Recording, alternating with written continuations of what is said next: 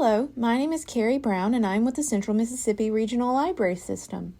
Today I'm going to be reading to you chapters 3 and 4 of Magic Treehouse, Dinosaurs Before Dark, written by Mary Pope Osbourne.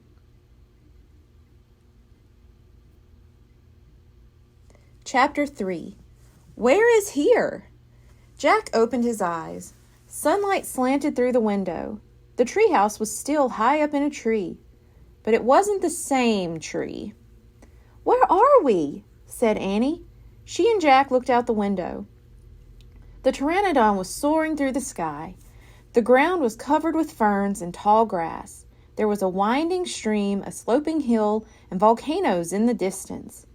I don't know where we are," said Jack. The pteranodon glided down to the base of the tree. It landed on the ground and stood very still. "So what just happened to us?" said Annie. "Well," said Jack, "I was looking at the picture in the book, and you said, 'Wow, I wish we could go to the time of the pteranodons,'" said Annie. "Yeah, and then we saw a pteranodon in the Frog Creek woods," said Jack. "Yeah, and then the wind got loud, and the treehouse started spinning," said Annie. "And we landed here," said Jack. "And we landed here," said Annie. "So that means," said Jack. "So that means what?" said Annie. "I don't know," said Jack. He shook his head. "None of this can be real." Annie looked out the window again. "But he's real," she said. "He's very real." Jack looked out the window with her again. The pteranodon was standing at the base of the tree like a guard. His giant wings were spread out on either side of him. "Hi!" Annie shouted. "Shh!" said Jack. "We're not supposed to be here." "But where is here?" said Annie. "I don't know," said Jack. "Hi! Who are you?" Annie called to the pteranodon. The creature just looked up at her. "Are you nuts? He can't talk," said Jack. "But maybe the book can tell us." Jack looked down at the book. He read the words under the picture. "This flying reptile lived in the Cretaceous period. It vanished 65 million years ago with the dinosaurs." "That's impossible," said Jack. "We can't have gone to a time 65 million years ago." "Jack," said Annie, "he's nice." "Nice?" said Jack. "Yeah, I can tell," said Annie. "Let's go down to him." "Go down?" said Jack. Annie started down the rope ladder. "Hey, come back," said Jack. But Annie kept going. "Annie, wait," Jack called. Annie dropped to the ground. She stepped boldly up to the ancient creature. Chapter 4. Henry. Jack gasped as Annie reached out her hand toward the pteranodon. "Oh no," he thought. Annie was always trying to make friends with animals, but this was going too far. "Don't get too close to him, Annie," Jack shouted.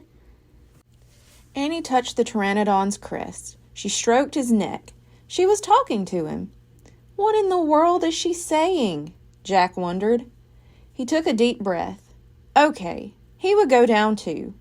It would be good to examine a pteranodon. He could take notes like a scientist.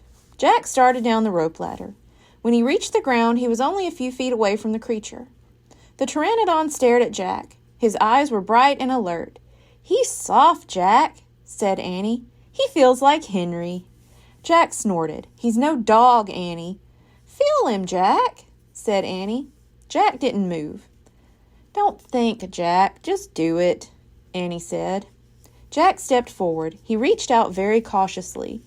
He brushed his hand down the creature's neck. Interesting, Jack thought. A thin layer of fuzz covered the pteranodon's skin. "Soft, huh?" said Annie. Jack reached into his backpack and pulled out a pencil and a notebook. He wrote, "Fuzzy skin." "What are you doing?" asked Annie. "Taking notes," said Jack. "We're probably the first people in the whole world to ever see a real live pteranodon." Jack looked at the pteranodon again. The bony crest on top of his head was longer than Jack's arm. "I wonder how smart he is," Jack said. "Very smart," said Annie. "Don't count on it," said Jack. "His brain's probably no bigger than a bean." No, he's very smart. I can feel it, said Annie. I'm going to call him Henry. Jack wrote in his notebook, Small brain? Jack looked at the creature again. Maybe he's a mutant, he said. The pteranodon tilted his head. Annie laughed. He's not a mutant, Jack. Well, what's he doing here then? Where is this place? Said Jack. Annie leaned close to the pteranodon. Do you know where we are, Henry? She asked softly. The creature fixed his eyes on Annie. His long jaws were opening and closing like a giant pair of scissors. Are you trying to talk to me, Henry? Asked Annie. Forget it, Annie. Jack wrote in his notebook, mouth like scissors.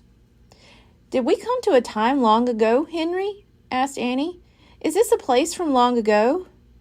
Suddenly, Annie gasped. Jack! Jack looked up. Annie was pointing toward the hill. On top stood a huge dinosaur. Thank you.